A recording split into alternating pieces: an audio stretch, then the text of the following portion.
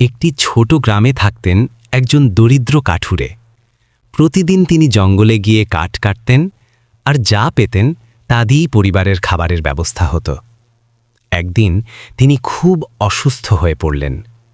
তবুও মনে মনে বললেন, রিজিক তো আল্লাহর হাতে, আমি চেষ্টা করব। সেদিন জঙ্গলে গিয়ে তিনি দুর্বল হাতে কুঠার চালাচ্ছিলেন। হঠাৎ কুঠারটি হাত ফসকে নদীতে পড়ে গেল। তিনি হতভম্ব হয়ে গেলেন। কুঠার ছাড়া তো তার উপার্জনের আর কোনো উপায় নেই। তিনি চোখের পানি ফেলে আল্লাহর কাছে দোয়া করলেন, হে আল্লাহ, তুমি ছাড়া আমার কেউ নেই। ঠিক তখনই এক ফেরেশতা মানুষের রূপে এসে জিজ্ঞাসা করলেন, কি হয়েছে? কাঠুরে সব খুলে বললেন।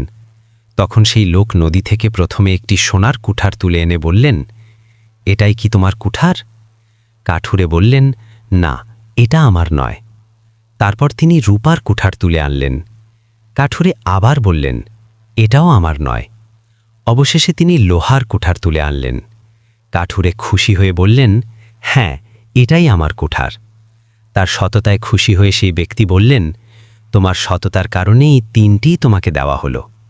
শিক্ষা: যে ব্যক্তি আল্লাহর ওপর ভরসা করে এবং সৎ থাকে, আল্লাহ তাকে এমনভাবে সাহায্য করেন যা সে কল্পনাও করতে পারে না।